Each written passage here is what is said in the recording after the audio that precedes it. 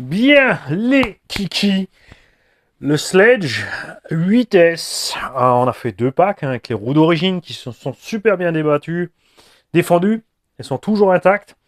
Je répète un peu ce qui me plaît sur ces roues, c'est la taille et le poids. 310 grammes, on a une bonne taille. Ça ballonne, mais sans te péter la gueule. Ça se décolle à certains endroits, mais les quelques endroits qui sont décollés, une fois recollés, n'ont plus posé de problème et ça n'a pas continué à se décoller surtout. Parce qu'il y a des roues comme les J-Concept où j'étais obligé de tout décoller et de tout recoller et c'est pas cool du tout. Les jantes, clairement super solides, on a une quinzaine de packs. Des arbres, des chocs, des gamelles. Aucune jante n'a souffert. Les pneus se sont pas découpés sur le côté. Effectivement, on n'est pas content des mousses, mais bon. On a déjà un bon départ, même si les mousses c'est toujours le problème, mais grâce à tout en mousse et Mico RC08, nous n'avons plus ce problème. Enfin, faut décoller, faut mettre dedans, faut recoller, mais voilà. On a essayé les Louise Pionnière MT38. Alors, c'était pas dédié à lui, mais comme j'étais en vitesse, je voulais mettre un peu la transmise à l'épreuve, le moteur, le montage, le pignon, tout ça. On est toujours sur la transmise d'origine, la couronne d'origine, le pignon moteur d'origine de cet engin. Je rappelle donc qu'on a une petite bosse qui se forme au niveau du moteur. Une fois que c'est fait, tu fais ton calage pignon toi-même, tu vires la cale d'origine, tu touches surtout pas à cette bosse. Et on va tourner l'engin tout à l'heure, vous allez voir ce qui se passe là-dessous et vous allez vous rendre compte que quand je vous dis que c'est solide, c'est pas pour rien. Vous avez les vidéos. Comme prévu, la carreau devant se déchire complètement parce qu'elle a zéro protection. RC Jam Jam a mis le pare-choc RPM en dessous, la barre là, pour éviter ça. Moi je voulais une fois laisser origine pour le voir. Sur le prochain, bien sûr, enfin sur le verre, on mettra de quoi protéger l'avant. C'est pas grave, c'est un peu moins d'angle d'attaque. Ces pneus sont immenses. La bouille de ce truc, ils sont plus lourds aussi, on est presque à 400 grammes. Ça n'a pas posé problème. On les a fait ballonner, ils ont tenu. C'est pas des MFT, attention. Hein. Il y a les MFT, 500 grammes, comme lourd et je suis pas fan.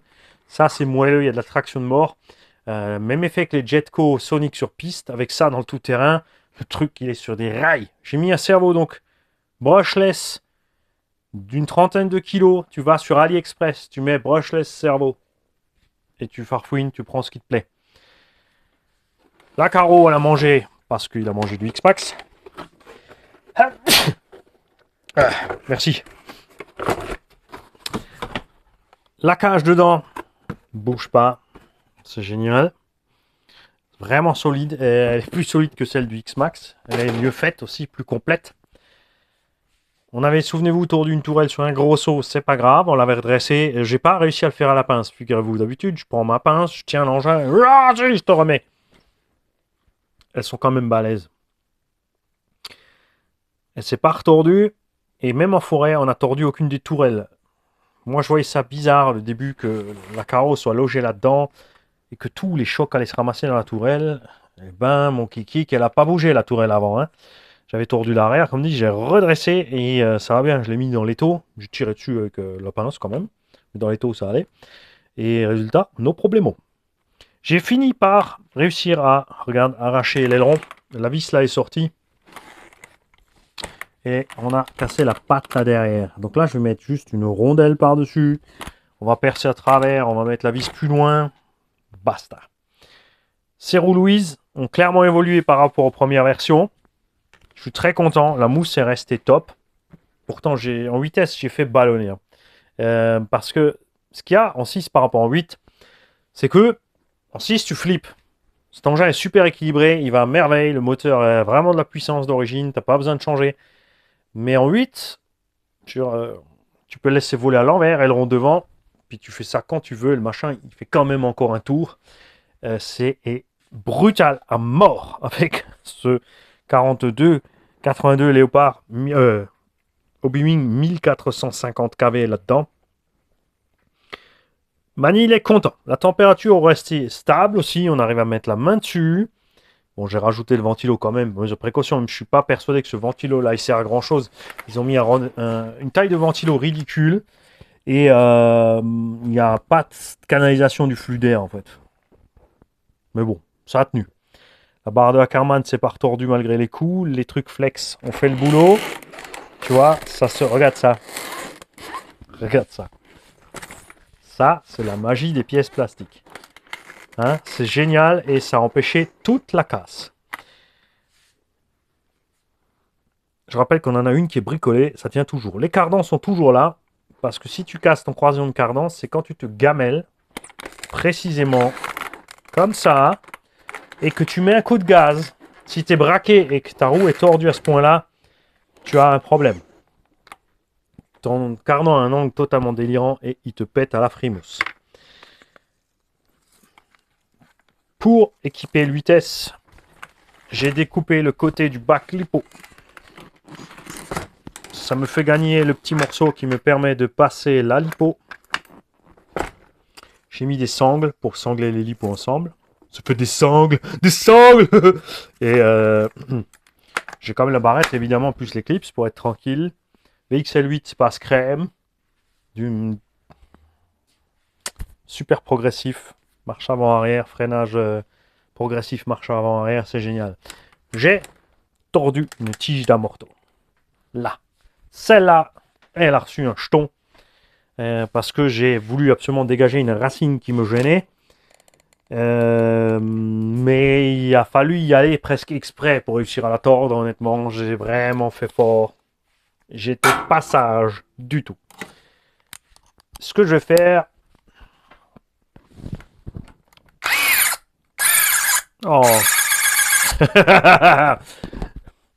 Il est tordu. Mais attendez, il est bloqué, je suis là, bouge pas. C'est que je vais redresser cette tige.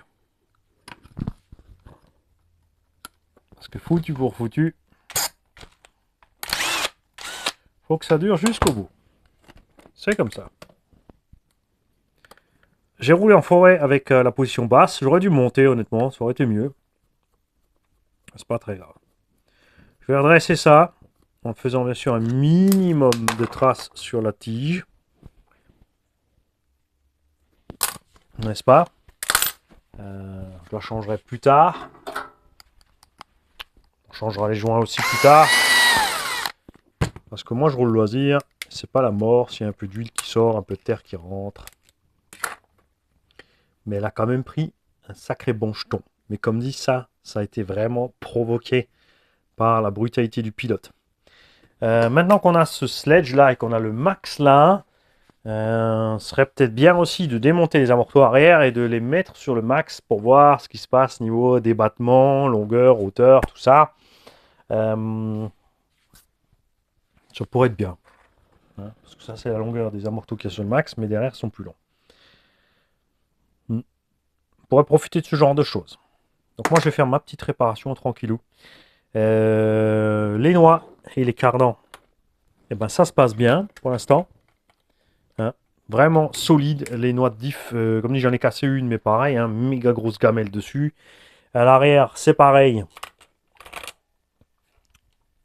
On a des traces bien sûr d'utilisation, mais pas encore de méchantes traces.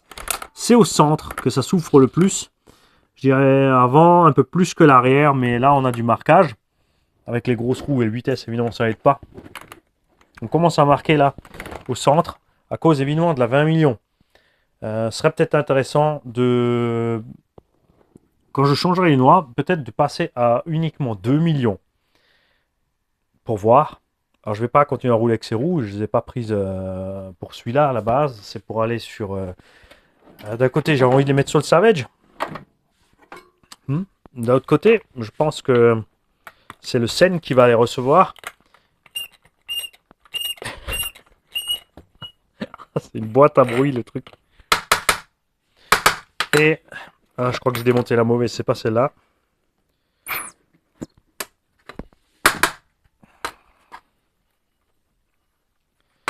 Bouge pas.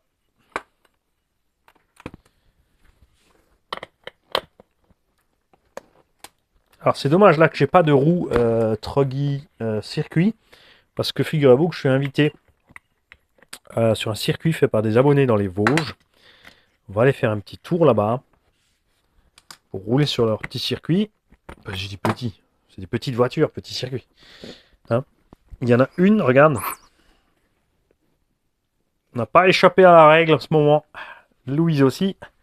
Ah, se décolle. C'est moche parce que tu arrives sur le terrain, s'il y a de la saleté qui rentre, c'est Mimicera, c'est la même merde. Si t'as pas de roue de secours avec ou rien, t'es coincé. Ça fait vraiment pas plaisir ce genre de choses.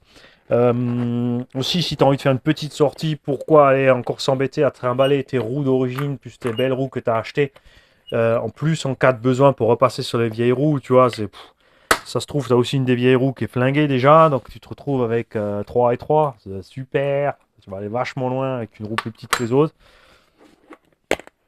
C'est un peu dommage. Hein. Bon, après je dis pas, comme dit, on les a mis à rude épreuve. Sur le scène, on va y aller un peu plus mollo.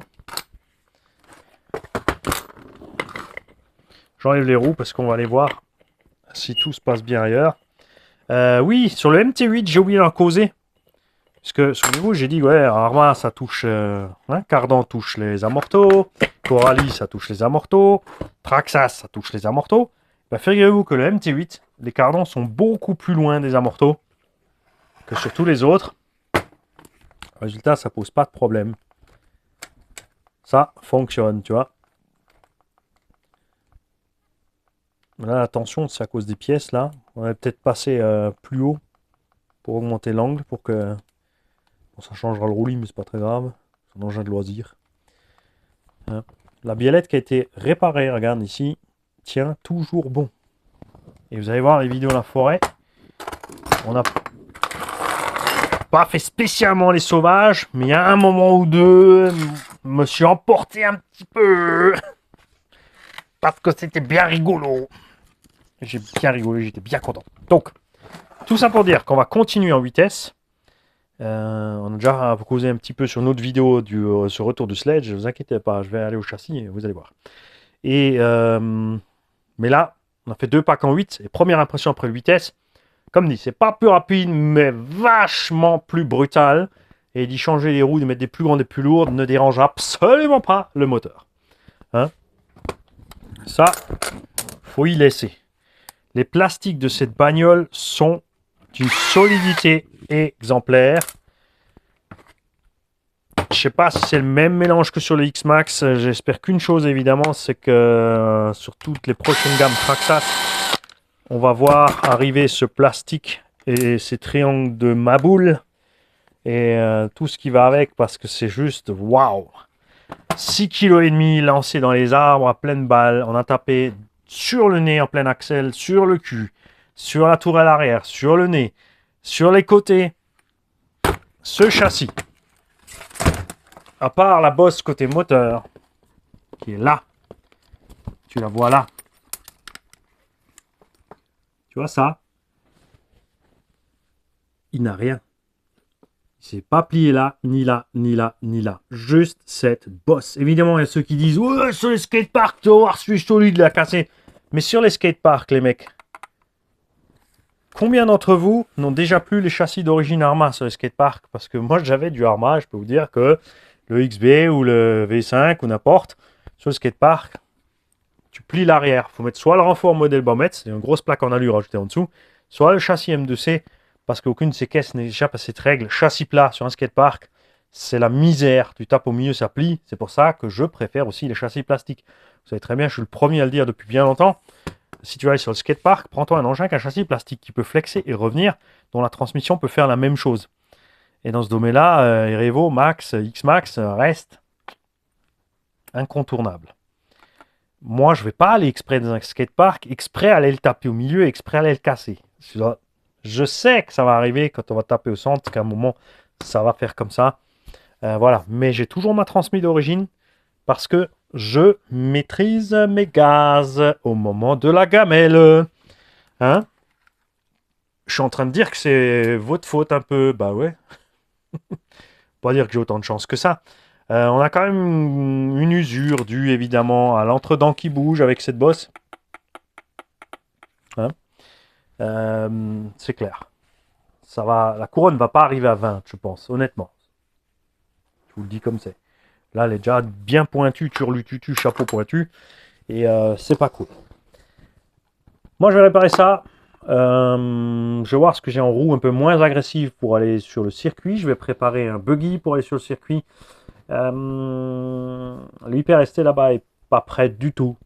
C'est demain. Pour aller fourrer de l'électronique pour aller l'utiliser. N'est-ce pas? Mon petit Mani, mais moi c'est prêt. Le Max est prêt. C'est peut-être le moment de pouvoir sortir le mini LC Racing là-bas.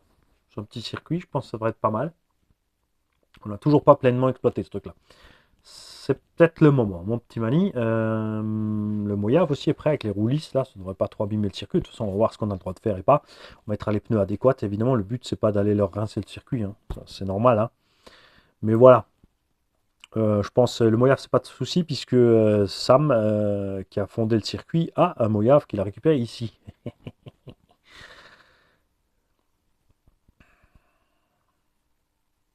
J'ai rien oublié? J'ai rien oublié. Les vidéos du run, normalement, sont déjà sorties ou vont arriver. Ce serait peut-être malin, Mani, de mettre un titre en relation pour que vous ayez les 3 vidéos. Ou les 4. Donc épisode 1, on passe en vitesse. Épisode 2, on teste en vitesse forêt. Épisode 2, deuxième test en vitesse.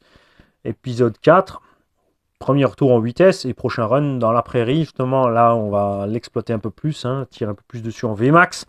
Il y aura moins de violence, moins de choc, etc. pour le reste. Mais c'est pour voir ce qui se passe avec la transmise. Comme c'est beaucoup plus brutal, si la transmise tient en 8, tu sauras que ça tient. C'est clair. Si une transmission n'est pas assez solide, au moment où tu mets 8, même si tu ne roules pas plus vite, au moment où tu appuies comme ça brutalement sur les gaz, si elle n'est pas assez solide, les dents ont sauté. Arma, Coralie, tous les trucs qui te compètent, 11 problèmes, des mini-dents. Et c'est pas dommage. On cherche la petite bête, évidemment. On fait toujours plus. Mais Timasso et Traxas ont mis des dents plus grandes sur les diffs dans leur Muggy Monster machin. Pourquoi pas les autres? Salut les kikis.